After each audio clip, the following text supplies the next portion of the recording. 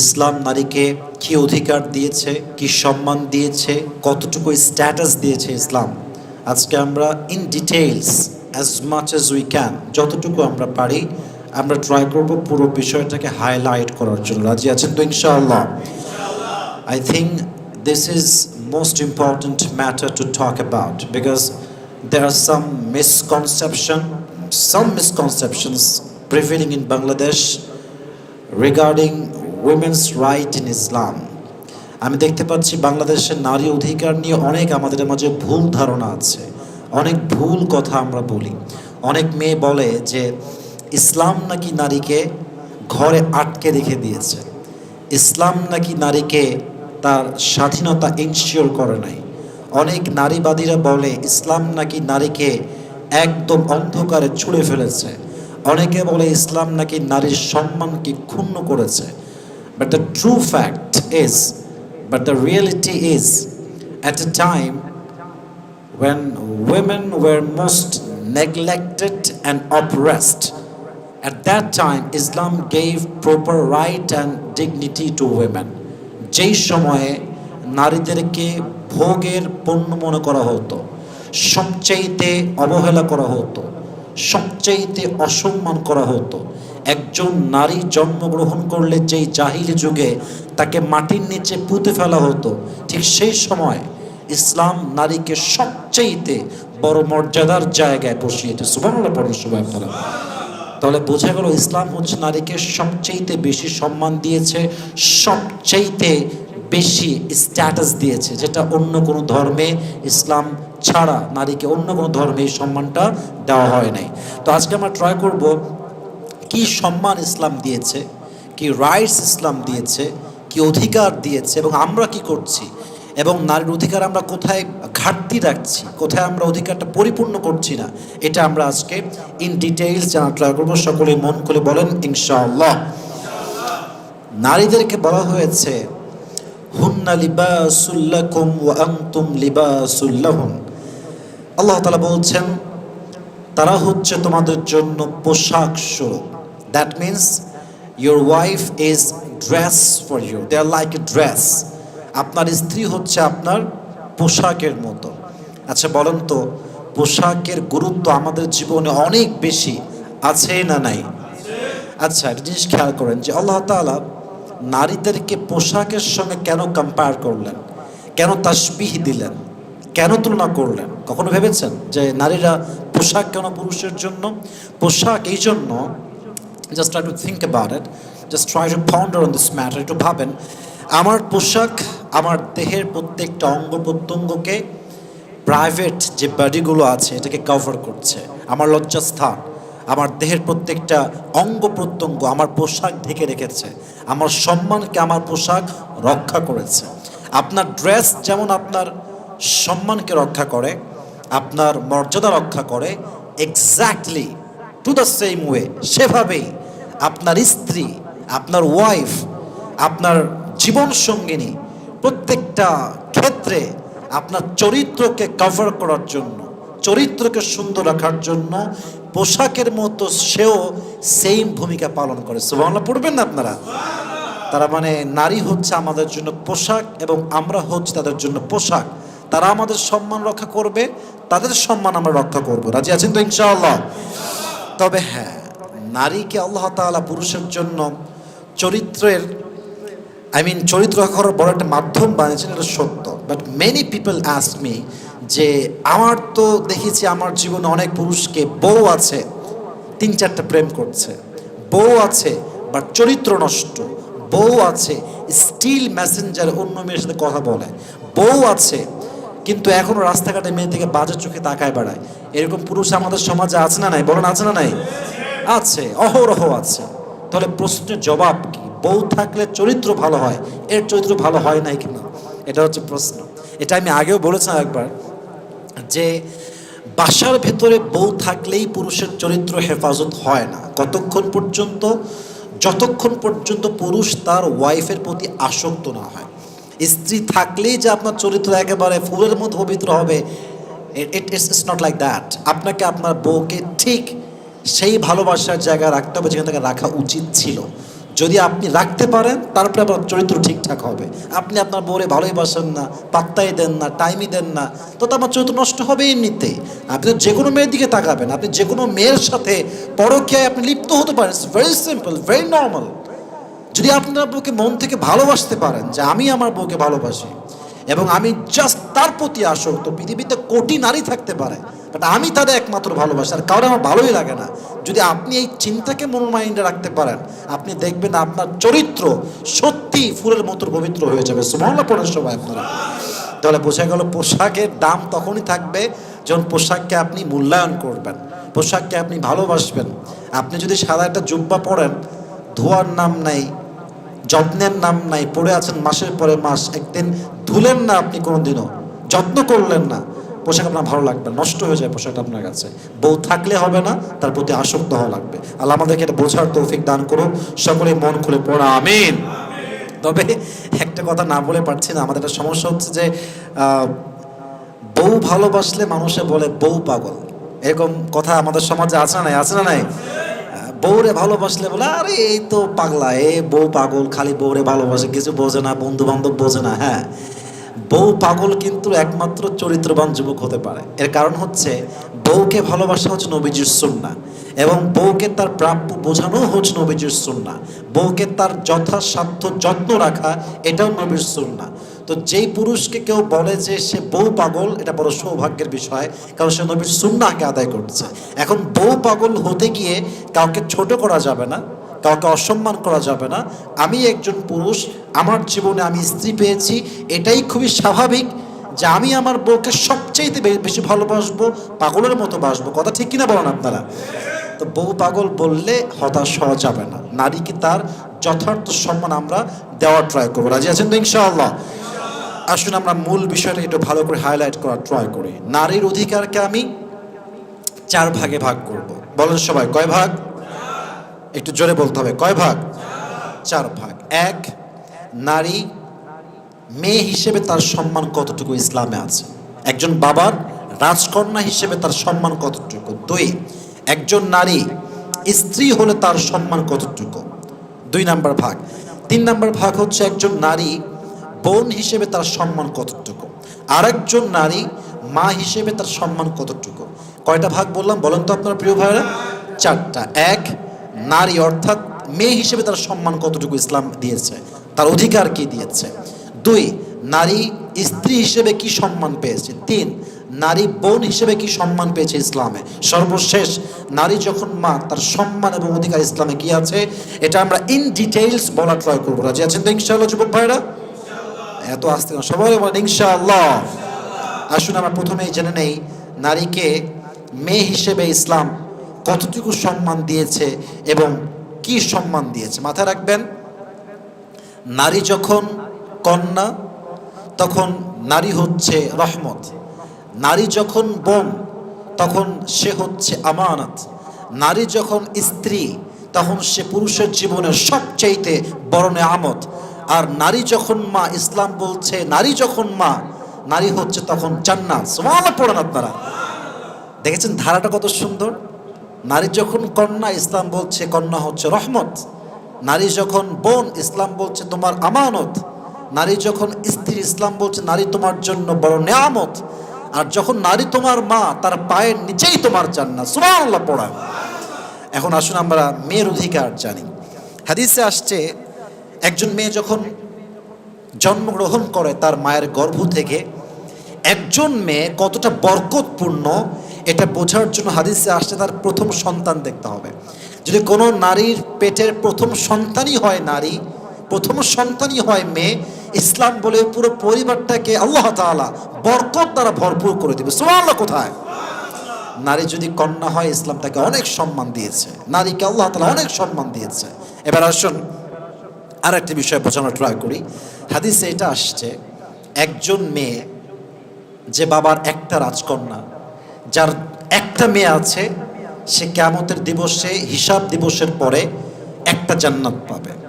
একজন বলল, ইয়া রাসূলুল্লাহ, যার 2টা মেয়ে হবে তার কি হবে? নবীজি বললেন, আল্লাহ তাকে 2টি জান্নাত দেবে। ইয়া রাসূলুল্লাহ, যার 3টা মেয়ে তার কি হবে? নবীজি বললেন, যার 3টা মেয়ে, আল্লাহ তাকে 3টা জান্নাত দিবে। সুবহানাল্লাহ। কোথায় আপনাদের? আচ্ছা, এখন কথা হচ্ছে যে যার মেয়ে নাই তার কি হবে? এটা একটা প্রশ্ন হতে পারে। দেখেন, সন্তান দেওয়া না দেওয়া, ছেলে দেওয়া মেয়ে দেওয়া, অথবা কিছুই না দেওয়া, এই সব ক্ষমতার মালিক একজন। আওয়াজ দিয়ে বলেন তো তিনি কে? তবে হাদিসে আসছে যে একটা মেয়ে পেল এবং সে তার যত্ন নিল, তাকে সঠিক জায়গায় বিয়ে দিল, তাকে মানুষের মতো মানুষ করে তুলল, সেই বাবার জন্য আল্লাহ জান্নাতকে ওয়াজিব করে দেয়। সুবহানাল্লাহ পড়েন। এর জন্য আল্লাহ তাআলা নারীর সম্মানকে হাজার গুণ বাড়িয়ে দিয়েছে, কন্যার সম্মান আল্লাহ হাজার গুণ বাড়িয়ে দিয়েছে। অধিকার কি? অধিকার কি? এক, নারীর ব্যাপারে, কন্যার ব্যাপারে, একজন মেয়ের ব্যাপারে আমাদের অধিকারের ক্ষেত্রে সবচেয়ে বড় ফলটা হচ্ছে আমরা তাদের স্বপ্ন পূরণে সহযোগিতার হাত বাড়াতে পারি না। কোনো মেয়ে ডাক্তার হতে চায়, আমরা বলে মেয়ে মানুষ হয়ে কিসের ডাক্তার, হ্যাঁ? ইঞ্জিনিয়ার হবে, মেয়ে মানুষ কিসের ইঞ্জিনিয়ার? ফ্রিল্যান্সিং করবে, মেয়ে মানুষ কিসের ফ্রিল্যান্সিং? কথার শেষ নাই। সমাজে যত দোষ নারীর, অ্যান্ড উই আর কনফার্ম জান্নাতি। হ্যাঁ, পুরুষরা সব কনফার্ম জান্নাতি। আমরা ওয়াজের মধ্যে বলি, যেই মেয়ে তোমার আগে, তোমার সাথে বিয়ের আগে চা কফি খায়, তার চরিত্রের ঠিক নাই, তো তুমি যে খাইলা তোমার চরিত্র কত ভালো? হ্যাঁ, শুধু মেয়ে খায়, তুমি তো খাইছো কফিটা, তোমার চরিত্র কত ভালো। যেই মেয়ে বিয়ের আগে 4 ঘাটের পানি খায়, সে কখনো ভালো মেয়ে হতে পারে না। তুমি যে 20 ঘাটের পানি খাইছো, তোমার চরিত্র কত ভালো। সব দোষ নারীদের দিকে। আবার দেখবেন একটা বিষয় আমি খুবই খেয়াল করেছি, আমরা নারীকে জাস্ট পোশাক দিয়ে ভাগ করে ফেলি। একজন মেয়ে জিন্সের প্যান্ট পরেছে, টি শার্ট পরেছে, হিজাব নেই মাথায়, সে পৃথিবীর সবচেয়ে চরিত্রহীন নারী in our perspective, from our perspective, আমাদের চিন্তার থেকে। কিন্তু আপনি দেখবেন, this is my personal point of view, I don't know whether you will go to agree or not, but this is my personal point of view. একজন মেয়ে বোরকা পরেও কিন্তু আজকাল 5-6টা প্রেম করে। কথা ঠিক কিনা বলুন আপনারা? তার মানে যে বোরকা পরলে চরিত্রবান, আর বোরকা না পরলে চরিত্রহীন, ব্যাপারটা মোটেও এরকম না। চরিত্রটা ম্যাটার করে হার্টের সাথে, হৃদয়ের সাথে, অন্তরের সাথে। ইন্নাল্লাহা লা ইয়ানজুরু ইলা সুওয়ারিকুম ওয়া আমওয়ালিকুম ওয়া ইন্নাল্লাহা ইয়ানজুরু ইলা কুলুবিকুম ওয়া আমালিকুম। আল্লাহ সুবহানাহু ওয়া তাআলা does not look at your body, does not look at your appearance, your face. আল্লাহ বান্দার চেহারার দিকে তাকান না, আল্লাহ বান্দার বডির দিকে তাকান না। আল্লাহ কি দেখে? দুটো জিনিস। ইন্নাল্লাহা ইয়ানজুরু ইলা কুলুবিকুম ওয়া আমালিকুম। আল্লাহ বান্দার হৃদয় দেখে, আল্লাহ বান্দার আমল দেখে। যার হৃদয় সুন্দর, আমল ভালো, আল্লাহ তার জন্যই জান্নাতের ফয়সালা করে দেয়। সুবহানাল্লাহ পড়বেন না আপনারা? অতএব নারীদেরকে দোষ দেওয়ার স্বভাবটা যেন আমরা বাদ দিয়ে দেই। তারাও দোষী হলে আমরাও দোষী। তারা যদি 2 ঘাটের পানি খায়, আমরাও কিন্তু কয়েক ঘাটের পানি খাই। অতএব একতরফা দোষ দেওয়া যাবে না। So the matter I was talking about is, একজন নারীকে তার স্বপ্ন পূরণের সবচেয়ে বেশি আপনার সহযোগিতার হাত বাড়াতে হবে। আপনার বোন কলেজে পড়তে চায়, পর্দা মেনটেন করে, হিজাব মেনটেন করে ভালো কিছু করতে চায়, please as a brother from your best level of capacity you have to help your sister. যতটুকু পারা যায় সহযোগিতার হাত বাড়ায় দেন। রাজি আছেন তো ইনশাআল্লাহ? নারীকে স্বপ্ন পূরণের অধিকার দেন, তার জন্য প্রতিবন্ধকতা হয়ে কাজ করবে না। নারী ডাক্তার হইলে লাভ আপনার, লাভ আমার। কারণ আমার সন্তান একদিন হবে, আমার বউ তো একদিন প্রেগনেন্ট হবে, গর্ভধারিণী মা হতে যাবে সে। যখন তাকে আমি মেডিকেলে নিয়ে যাবো, তখন যদি আমাকে বলো যে পুরুষ ডাক্তার আপনার ওয়াইফকে দেখবে, আমি তো সহ্য করতে পারবো না। এটা আমার ওয়াইফকে একমাত্র নারী দেখতে পারবে, পুরুষ কেন দেখবে? এটা তো নারী ডাক্তার হলে সমাজের সবচেয়ে বড় লাভ হবে যুবক ভাইরা। কথা ঠিক কিনা বলুন আপনারা? আল্লাহ প্রত্যেকটা মানুষকে কথাটা বোঝার তৌফিক দান করুন। সকলে পড়া আমিন। 2, নারীর সবচেয়ে বড় অধিকার হচ্ছে, এটা আসলে আমি বহুবার বলেছি আমার স্পিচে, আমার ওয়াজ মাহফিলে, তাফসীর প্রোগ্রামে, বড় বড় মাঠ কেন্দ্রিক প্রোগ্রামে বলেছি কথাটা, and this is most important. সেটা হচ্ছে, নারীকে যখন একজন বাবা যখন তার মেয়েকে বিয়ে দিবে, একজন ভাই যখন তার বোনকে বিয়ে দিবে, this is very very important to take her permission. You should take the permission from your daughter, you should take the permission from your sister. আম্মা জান, আপনি কি রাজি আছেন এই বিয়েতে? প্রিয় বোন, তুমি কি রাজি আছো এই বিয়েতে? আমার এর ভালো লাগছে, তোকে একই বিয়ে করতে হবে। What is this? What's the hell are you talking about, man? এটা কোন ধরনের কথা? এটা তার জীবন, তার জীবন সে চুজ করবে যে আমার কার জন্য পারফেক্ট হব, আমি কে আমার জন্য পারফেক্ট হবে। আল্লাহ তাআলা বলছেন যে নারী হচ্ছে তোমার জন্য পোশাক স্বরূপ। এই কথার মাঝেই ইসলাম মেসেজ দিয়েছে, আমার যে পোশাক পছন্দ ওইটা আমি কিনি, আপনার পোশাক যেটা পছন্দ আপনি কিনবেন। আমার দেহের এই যে জুব্বা, এই যে আমার ঘড়ি, এই যে আমার ওয়েস্ট কোট, এই যে আমার টুপি, এই যে আমার চশমা, প্রত্যেকটা জিনিস আমি নিজে চয়েস করে কিনেছি। এটা আমি আজকে অর্ডার দিয়ে নিয়ে আসি, এটা আমার চয়েস, আমার পোশাক আমার চয়েস। ইসলাম বলছে স্ত্রীদের জন্য পোশাক হচ্ছে স্বামী, আর স্বামীর জন্য পোশাক হচ্ছে স্ত্রী। অতএব এটা ইসলাম অধিকার দিয়েছে, যেমন তুমি তোমার পোশাক কেনার সময় তোমার অধিকার খাটাও যে এটা আমার পছন্দ, এটাই আমি নিব। এক্স্যাক্টলি একজন মেয়ের সে অধিকার আছে যে আমার স্বামীকে হবে, আমি কার বউ হব এটা আমি চুজ করবো। কথা ঠিক কিনা বলো যুবক ভাইরা? প্রত্যেকটা নারীকে আপনি সেটা অধিকারটা বোঝায় দেন, তুমি কি রাজি আছো কিনা। উদায় চাপাই দিলেন সেই শাদি करना है और कोई लड़का दुनिया में है ही नहीं, एक बात है, अजीब কথা এটা। যার পছন্দ হবে সে বিয়ে করবে। তবে হ্যাঁ, একটা বিষয় আমি মানে আমার বিয়ের কাজগুলো করতে গিয়ে আমি দেখেছি অনেক মেয়ে একটা কথা বলে, আমার পরিবার যেখানেই দিবে আমি সেখানেই করবো। বাপরে বাপ, এটা কোনো কথা? পরিবার দিবে ভালো কথা, ইটস ওকে ফাইন, বাট আপনারও তো একটা রাইট আছে, আপনার একটা অধিকার আছে যে আমার এই ছেলেকে ভালো লেগেছে, ভালো লাগে নাই, পরিবার কইলো আপনি গামজাখোরকে বিয়ে করে ফেলবেন নাকি? এখন বলবেন যে হুজুর আমার মা বাবা তখন খারাপ চাইবে না, আমি মেনে নিলাম খারাপ চাইবে না, বাট ইসলাম আপনাকে অধিকার দিয়েছে চুজ করার যে আপনার তাকে পছন্দ হচ্ছে কিনা। হাজারো পরিবার আছে জায়গা মতো বিয়ে দেওয়া বাদ দিয়ে জায়গায় বিয়ে দেয়, আর মেয়ে বলে আমার পরিবার যা বলবে আমি তাই করব। দেখা এখন ঝামেলা পোহাও না, এটা করবেন না। পরিবারকে অবশ্যই গুরুত্ব দিবেন, অবশ্যই মাকে ভালোবাসবেন, বাট নিজের চয়েসটাকে একটু प्रायोरिटी দেওয়ার ট্রাই করেন। क्योंकि जिंदगी आपको गुजरना, ये आपकी माँ को गुजरना नहीं है, ये आपको गुजरना है आपकी जिंदगी। না যার জীবন শেষে অতিবাহিত করবে সে আমার জীবন সব চুজ করবে না। বিয়ের ক্ষেত্রে আবেগ দিয়ে কাজ করবেন না, বিবেক দিয়ে কাজ করবেন। আমাদের প্রত্যেকটি মানুষকে কথাগুলো বোঝার তৌফিক দান করুন, সকলে পড়া আমিন। তাহলে নিজের বোনের থেকে, নিজের মেয়ের থেকে বিয়ের আগে পারমিশন নেবেন তো ইনশাআল্লাহ। যেমন আপনারা জানেন ফাতেমা রাদিয়াল্লাহু তাআলা আনহার স্বামীর নাম ছিল আলী। যখন বিয়ের টাইম আসে, অনেক লম্বা হাদিস, I am just talking about on this matter precisely, একদম শর্টকাটে বলছি।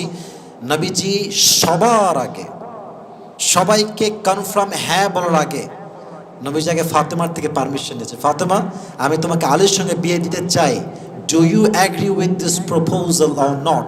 তোমার কি মতামত? তুমি রাজি হলে দিব, তুমি নাই আমিও নাই, তুমি বললে হ্যাঁ, না বললে নাই। অতএব মেয়েদেরকে বিয়ে দেওয়ার আগে পারমিশন নিব। আমার সবাই রাজি আছে তো ইনশাআল্লাহ? আল্লাহ আমাদের সবাইকে বোঝার তৌফিক দান করুন, সকলে মন খুলে পড়া আমিন। এবং আরেকটি বিষয় হচ্ছে, এটা আপনারা দু একজন ফেসবুকে অনলাইনে হয়তো বা আমার সাথে দ্বিমত পোষণ করতে পারেন, বাট আমি এটাকে জাস্ট অনেস্টলি বলতেছি, this is my personal point of view. যদি কোনো মেয়ে হিজাব মেনটেন করে, পর্দা মেনটেন করে, সতীত্ব মেনটেন করতে করে, আমি সব কিছু ইসলামের সমস্ত বিধিবিধানকে খেয়াল রেখে নিজের জব করতে পারে, কোনো একটা হালাল ব্যবসা, প্লিজ এটাকে ভালো করে বুঝবেন, হালাল ব্যবসা করতে পারে মানে সমস্ত ইসলামের রুলস মেনে তাকে আপনি হেল্প করবেন, তাকে আপনি আটকাই দিবেন না। রাজি আছেন তো ইনশাআল্লাহ?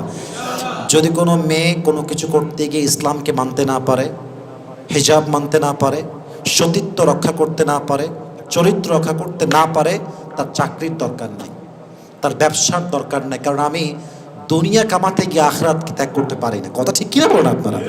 যে সব মেনটেন করে আপনি ইসলামকে মেনটেন করে করতে পারেন, please try, keep continue, keep trying, keep going, করেন, সমস্যা নাই। বাট ইসলামকে মাইনাস করে কোনো কাজ কেউ করবে, জব করবে, আমার মেয়ে, আমার বউ, আমার বোন, এটা আমি ইসলামের একজন সৈনিক হিসেবে, মুসলিম হিসেবে চুল পরিমাণ বরদাস্ত করবো না। ঠিক কিনা বলেন? আল্লাহ আমাদের সবাইকে কথাগুলো বোঝার তৌফিক দান করুন, সকলে মন খুলে পড়া আমিন। তাহলে প্রথম chapter it's over, it's done, it's finished. আসুন সেকেন্ড চ্যাপ্টারে আমরা আসি। সবাই একটা তাকবীর দিবেন, লিল্লাহি তাকবীর। আওয়াজটা মন খুলে দেওয়া লাগবে, যেন আমিও কথা বলে আমার মনে একটা শান্তি পাই। সকলে আর একবার তাকবীর দেন, লিল্লাহি তাকবীর। আচ্ছা মাশাআল্লাহ, সেকেন্ড টাইম হয়ে গেছে, থার্ড টাইম দিবেন। জাস্ট গরমে একটু ঘেমে গেছি, আমরা তাকবীর একটা দিব, শেষ তাকবীর। দেওয়ার শেষ আমাদের কথা আবার শুরু হবে। সকলে আর তাকবীর দেন, লিল্লাহি তাকবীর। আচ্ছা, 2 নাম্বার ভাগ ছিল নারী একজন স্ত্রী হিসেবে কি অধিকার পেয়েছে, কি রাইটস ইসলাম তাকে দিয়েছে। প্রথম, একজন নারী স্ত্রী হিসেবে তার প্রথম অধিকার হচ্ছে the mohr, the dowry. You have to pay the mohr first, you have to pay the dowry first. বিয়ে করেছেন, প্রথম শর্ত মোহর আদায় করা। বাসর রাতে গিয়ে বইয়ের পা ধরে মাফ করে দাও, আমার দ্বারা দেওয়া যাবে না, এই 20 লাখ আমার দ্বারা দেওয়া সম্ভব না। তুমি যা পারবা তাই লিখবা, তুমি দিবা 2 লাখ, লিখবা 20 লাখ, তুমি তো কাপুরুষ, তুমি তো বীর পুরুষ নও। তুমি যা দিবা তাই লেখো যে আমি 1 lakh, this is my capacity, I will pay this, bus enough, কথা খালাস। লিখবে 10 লাখ আর বাসরাতে বইয়ের পা ধরবে। ছি ছি ছি ছি ছি, ডাজন্ট মেক এনি সেন্স। মানে কতটা নিচু লেভেলের চিন্তা আমাদের। আমি তো সারা জীবনও চিন্তা করতে পারি না ভাই যে বইয়ের পা ধরে মাপ চাওয়া লাগবে। What is this? তাহলে আমার পার্সোনালিটি যাবে কোথায়, আমার ব্যক্তিত্ব যাবে কোথায়? আমি পারবো 5 lakh, okay, this is my ability, I will pay this. এখন আপনি করবেন কি করবেন না, দ্য ডিসিশন ইজ ইয়োর্স, এটা আপনার সিদ্ধান্ত। আমি পারবো না 5 লাখ দিতে, আমি লিখবো 20 লাখ, যে পা ধরে মাফ চাবো, না না, ইসলাম এটা শেখায় না। এই জন্য প্রথম, ওয়াতুন নিসা সাদুকাতিহিন্না নিহলা, বউ যখন পেয়ে গেছো প্রথম অধিকার, তাকে তার মোহরটা আদায় করে দাও। সবাই রাজি আছেন তো ইনশাআল্লাহ? কথা কয় না, সকলে বলেন ইনশাআল্লাহ। আচ্ছা, এবার আসুন 2 নাম্বার বিষয়, যেটা একজন স্ত্রীর জন্য সবচেয়ে দামি, সবচেয়ে দামি, সবচেয়ে গুরুত্বপূর্ণ এবং সত্য। এর চাইতে বড় অধিকার একজন নারীর জন্য অন্য কিছু আর হতে পারে না। সেটা হচ্ছে পৃথিবীতে আপনার মায়ের পরে কোনো নারী যদি আপনার থেকে সবচেয়ে বেশি সম্মান ডিজার্ভ করে, এক্সপেক্ট করে, শি ইজ ইউর ওয়াইফ। আপনি আপনার মায়ের পরে সবচেয়ে বেশি ভালোবাসবেন যাকে, সে হচ্ছে আপনার স্ত্রী। আপনার মায়ের পরে সবচেয়ে বেশি সম্মান দিয়ে যার সাথে আপনি কথা বলবেন, she is your wife, definitely she is your wife. সেই তো আপনার বউ, সেই তো আপনার স্ত্রী, এটা তার সবচেয়ে বড় প্রাপ্য। 2, আরেকটা বিষয় এখানে হাইলাইট করছি, বিষয়গুলো জাস্ট অ্যাড করে বলা ট্রাই করছি। একজন বউ, একজন স্ত্রী, তার সম্মান শ্বশুর বাড়িতে কতটুকু হবে, তার সম্মান কতটুকু দাঁড়াবে, it depends on her husband, how he treats his wife. এটা স্বামীর উপর ডিপেন্ড করে, স্বামী তার বউকে কতটা গুরুত্ব দেয়, কতটা সম্মান দেয়, স্বামী তার বউকে কতটা কেয়ার করে। যখন স্বামী হবে কেয়ারিং, যখন স্বামী হবে যত্নশীল, যখন স্বামী তার সম্মান যথেষ্টভাবে তার বউকে দিবে, যে আমি তোমাকে সম্মান করছি, আমি তোমাকে কেয়ার করছি, শ্বশুর বাড়ির কেউ বউয়ের সামনে চুল পরিমাণ টু শব্দ করে কথা বলার সাহস পাবে না। কথা ঠিক কিনা বলেন আপনারা? শ্বশুর বাড়িতে নারীর সম্মান কতটুকু হবে, এটা স্বামীর উপর ডিপেন্ড করে, এটা স্বামীর গুরুত্বের উপর ডিপেন্ড করে। এজন্য আমি সবসময় বলি, আজকেও বলছি, স্বামীর রোলটা হবে ঢালের মতো। যখন মানুষকে আঘাত করে মানুষ ঢাল দিয়ে সে তরবারির আঘাতকে আটকায়। স্বামীর রোলটা তার স্ত্রীর জীবনে হবে ঢালের মতো। যখনই তার বউকে আশেপাশের মানুষ, শ্বশুর বাড়ির মানুষ আঘাত করা ট্রাই করবে, স্বামী একদম ঢালের মতো তার বউয়ের সামনে দাঁড়িয়ে যাবে আর সবাইকে সতর্ক করে বলবে, খবরদার খবরদার খবরদার, जब तक मैं जिंदा हूं तब तक मेरी बीवी को कोई कुछ कह नहीं सकता। मैं जिंदा हूं इसका मतलब है मैं उसका जिम्मेदार हूं और वो मेरा है, सिर्फ और सिर्फ मेरा है। अगर कुछ कहना है तो मैं कहूँगा, कोई उसे कुछ कह नहीं सकता। আমি যতক্ষণ বেঁচে আছি আমার সামনে আর বউকে কেউ বাজে কথা বলবে, বাজে কটূক্তি করবে, বাজে শব্দ বলবে, আর আমি পুরুষ হয়ে সহ্য করব, এটা কোশ্চেন কালেও সম্ভব না। ঠিক কিনা বলেন আপনারা? সেই পুরুষের সবচেয়ে বড় পুরুষ, বীর পুরুষ, যে তারা বউয়ের কটাক্ষ সহ্য করতে পারে না। যার বউকে কেউ বাজে কথা বলবে, আমি দেখেছি অনেককেই, স্বামী বসে আছে পাশে, মাশাআল্লাহ, ননদ এসে বাজে বাজে কথা বলছে বউকে, ভাই বলতেছে, বাইরের লোক বলতেছে, আর সে কাপুরুষ চুপ করে বসে আছে। ওটা কাপুরুষ। তোর বউকে তোর সামনে মানুষ ইনসাল্ট করতে চুপ করে কেন বসে থাকবি? তো প্রতিবাদ করতে হবে। প্রতিবাদ করেন, নিজের বউয়ের জন্য ঢাল হয়ে কাজ করেন, দেখবেন আপনার বউ আপনার জন্য জীবন দিতে প্রস্তুত হয়ে যাবে। ঠিক কিনা বলেন আপনারা? আর মাথায় রাখবেন, একজন পুরুষ নিজের বউকে রাজকুমারের মতো রাখতে পারে তখন যখন সে নিজে একজন রাজকুমার হয়। একজন পুরুষ তার বউকে রানীর মতো রাখতে পারে তখন যখন সে নিজে একজন রাজা হয়। যে পুরুষ কাপুরুষ সে কখনো তার বউকে রানীর মতো রাখতে পারবে না। যে নিজে একজন রাজকুমার নয় সে তার বউকে রাজরানীর মতো রাখতে পারবে না। অতএব যদি বীরপুরুষ হতে চান, রাজকুমার হতে চান, রাজা হতে চান, বউকে রানীর মতো ট্রিট করতে হবে। ঠিক কিনা বলেন যুবক ভাইয়ার আমার? আল্লাহ আমাদের সবাইকে বউকে রানীর মতো ট্রিট করার তৌফিক দান করুন। সকলে মন খুলে পড়া আমিন।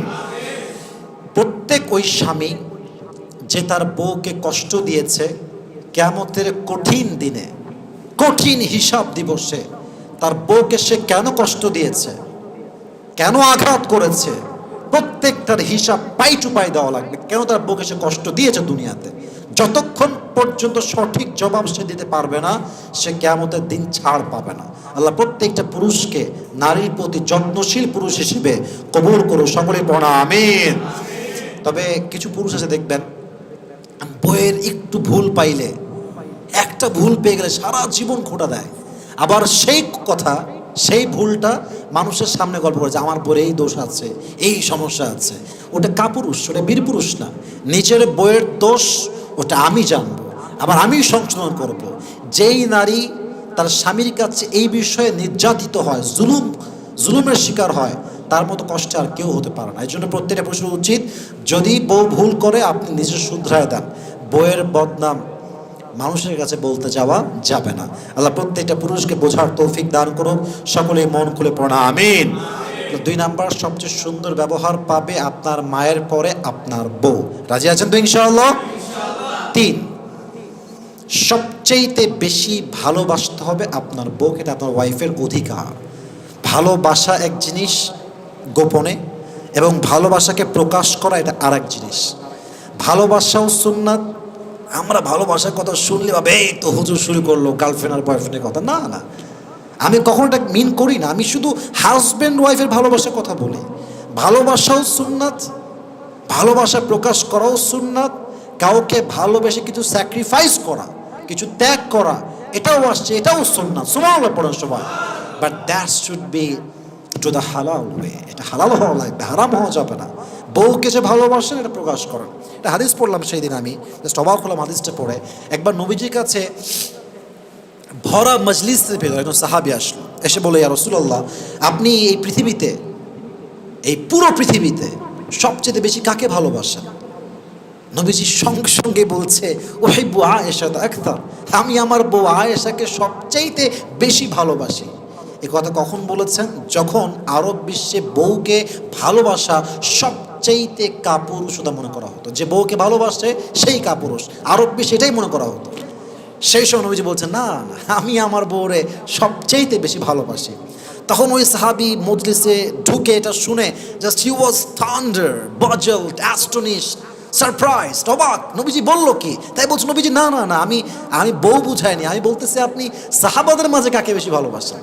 তাহলে বোঝা গেল বউকে ভালোবাসলেই শুধু হয় না, ভালোবাসাটা প্রকাশ করতে হয়। রাজি আছেন তো ইনশাআল্লাহ? 4 নাম্বার, বউয়ের অধিকার হচ্ছে তার সমস্ত খরচ আপনি মেনটেন করবেন। তার পোশাক, তার খাবার, তার ঘোরাফেরা, তার আইসক্রিম খাওয়া, তার শখ আল্লাহ যা আছে, এভরিথিং, এটা আপনাকে ফুলফিল করতে হবে। This is your responsibility.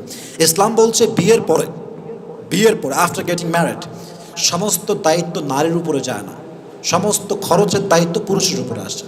নারী ইনকাম করলেও ভালো, না করলে কোনো গুনাহ নাই। পুরুষ যদি ইনকাম না করে, পুরুষ যদি না খায়, খরচ বহন না করে, কবিরা গুনাহ হবে। এটা ইসলাম সমর্থন করে না, এটাকে ইসলাম সাপোর্ট করে না।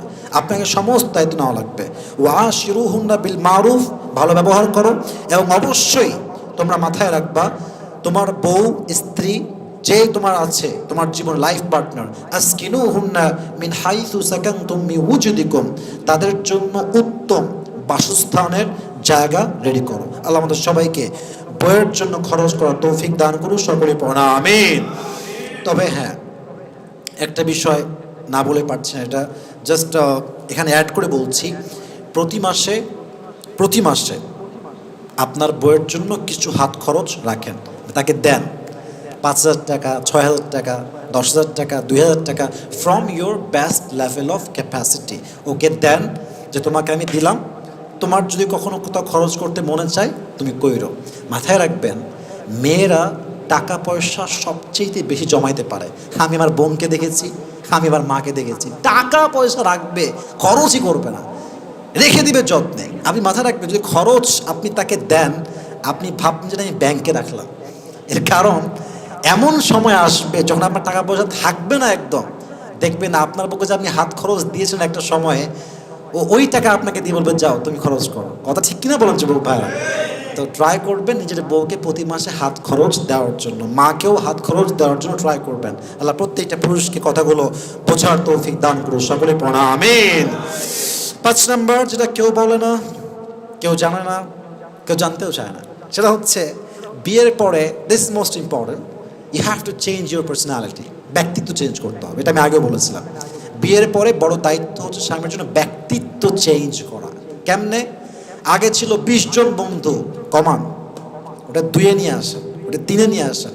আগে থাকতেন রাত 4টা পর্যন্ত, 3টা পর্যন্ত বাইরে আড্ডা দে, ধুমাই আড্ডা। না, বিয়ের পরে বাসা আসবেন 9টার সময়, 10টার সময়, খাবেন একসাথে, বউ কিনে কথা বলবেন, ঘুমায় যাবেন আরামে একসাথে। বিয়ের পরে ছাত্রের মতো বাইরে গিয়ে বসে থাকে, 2টার সময় আসে, 3টার সময় আসে।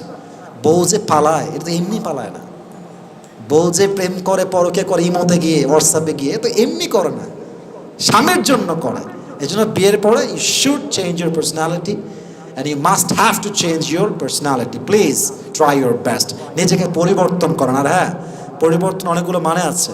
পরিবর্তন কেমন হতে পারে? বিয়ের পরে পরিবর্তন কেমন হতে পারে? আগে 5 ওয়াক্ত নামাজ পড়তেন না, এখন 5 ওয়াক্ত নামাজ পড়েন।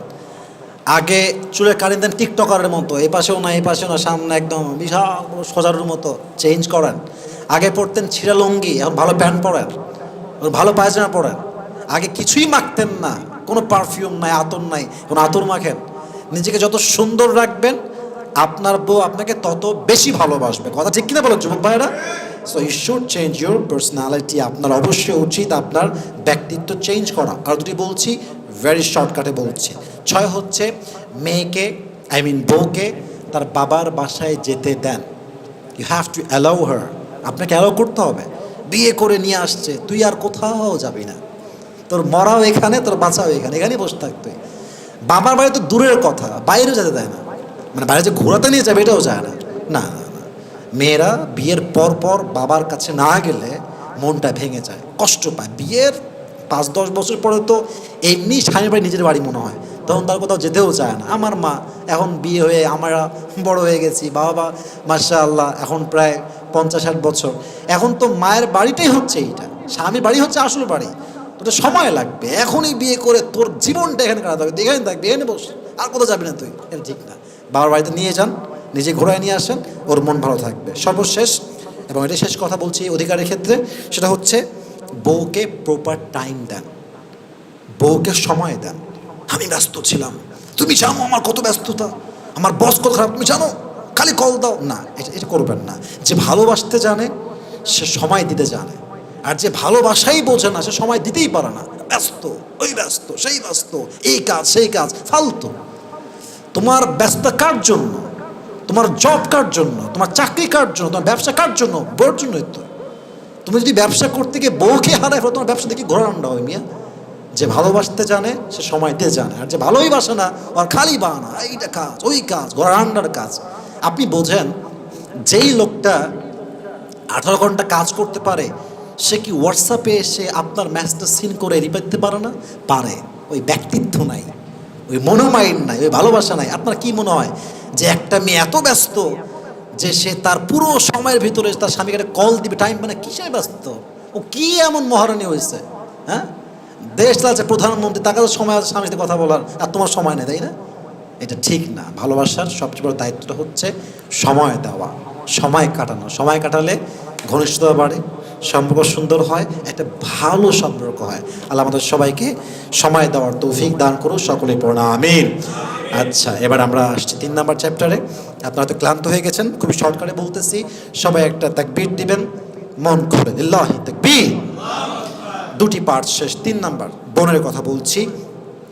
যার বোন আছে তার মাথায় মোট দায়িত্ব রয়েছে অনেকগুলো।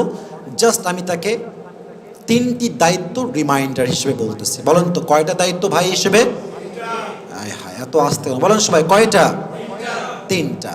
1, নিজের বোনকে বাবার সমস্ত সম্পত্তি ভাগ হওয়ার পরে যথাসাধ্য বুঝিয়ে দেওয়া। কথা কি বোঝা যায়? বুঝায় দেন, যা তার প্রাপ্য তাকে দিয়ে দেন। যতটুকু জমি সে পায়, টাকা পায়, ব্যাংক ব্যালেন্স পায়, স্বর্ণ পায়, বুঝায় দেন।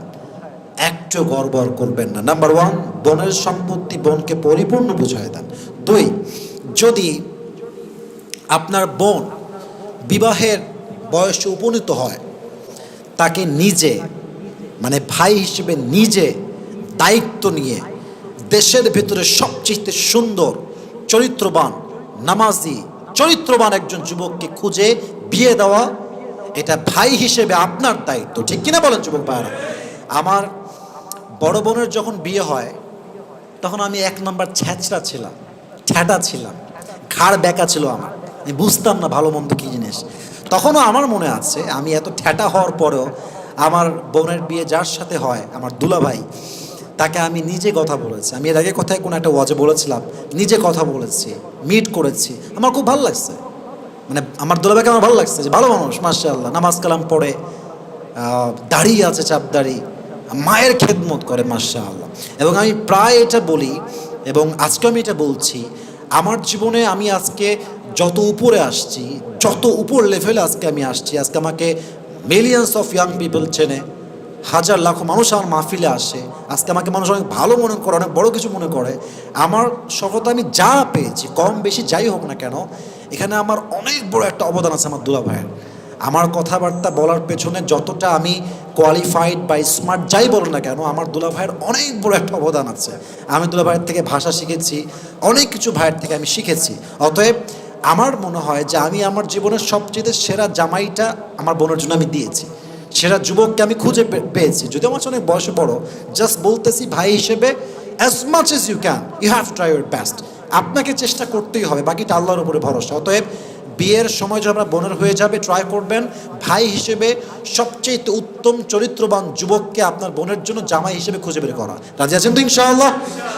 এবং তার জন্য দোয়া করা। আমাদের সবাইকে বোঝার তৌফিক দান করুন, সকলে পড়া আমিন। 3 নাম্বার, এটা আল্লাহ না করুক, আল্লাহর কাছে দোয়া করে প্রত্যেকের বোনকে সুখে রাখুক। যদি বাই এনি চান্স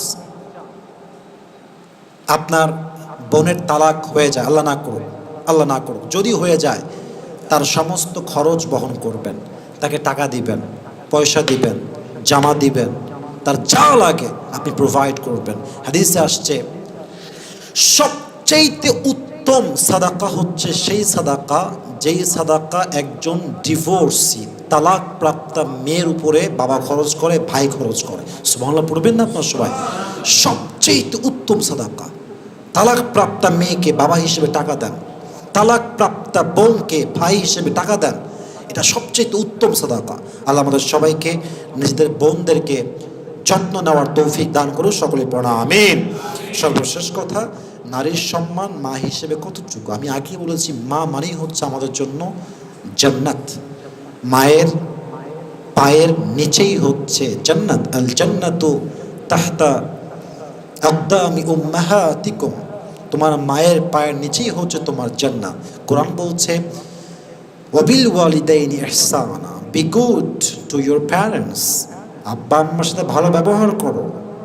ওয়াখফিদ লাহুমা জানাহাদ দুল্লি মিনার রাহমা ওয়াকুর রাব্বিরহামহুমা কামা রাব্বায়ানি সগীরা। কি সুন্দর কথা! ইসলাম মায়ের সম্মান, বাবার সম্মান কোন আকাশ চুম্বি লেভেলে নিয়ে গেছে। আল্লাহু আকবার! এত সম্মান।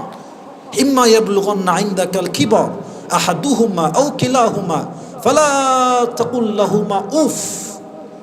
বাবা এবং মায়ের ভেতরে যদি একজন বৃদ্ধ কিংবা বৃদ্ধা হয়ে যায়, ফালা তাকুল লাহুমা উফ, do not say to them annoyance word.